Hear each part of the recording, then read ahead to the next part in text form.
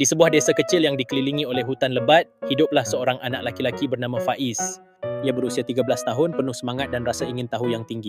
Dengan rambut hitam legam dan mata cerah, Faiz selalu mencari petualangan baru. Suatu hari saat pulang dari sekolah, ia melihat seorang kakek tua yang tampak kebingungan di tepi jalan. Kakek itu buta dan tongkatnya tampak tidak cukup untuk membantunya berjalan. Faiz merasa iba dan mendekati kakek itu. "Permisi kakek, apakah kakek membutuhkan bantuan?" Pelan tanyanya dengan lembut. Kakek itu mengangguk, suaranya serak. "Lol anakku, aku ingin pergi ke pasar, tetapi aku tidak bisa melihat jalan." Pelan tanpa ragu, Faiz menawarkan diri untuk menemani kakek itu. Ia menggenggam lengan kakek dan mulai memandu langkahnya. Selama perjalanan, Faiz mendengarkan cerita-cerita menarik dari kakek tentang masa mudanya, tentang petualangan yang pernah ia jalani, dan tentang kebaikan hati yang selalu ia pegang.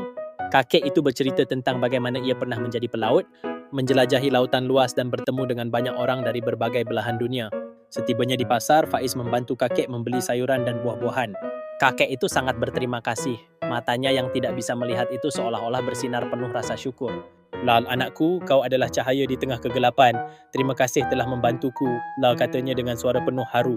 Setelah selesai berbelanja, Faiz mengantar kakek kembali ke rumahnya. Dalam perjalanan pulang, Faiz merasa hatinya hangat. Ia menyadari bahwa menolong orang lain memberikan kebahagiaan yang tak ternilai. Kakek itu bukan hanya seorang yang buta, tetapi juga seorang guru yang mengajarkan arti kebaikan dan persahabatan. Sejak hari itu, Faiz sering mengunjungi kakek di sore hari.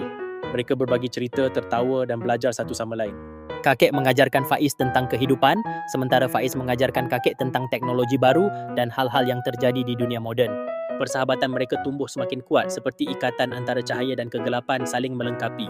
Faiz belajar bahwa setiap orang memiliki cerita dan pengalaman berharga, dan kadang-kadang yang kita butuhkan hanyalah sedikit keberanian untuk menjangkau dan membantu. Dengan demikian, Faiz tidak hanya menemukan petualangan baru, tetapi juga menemukan makna sejati dari kehidupan dan persahabatan.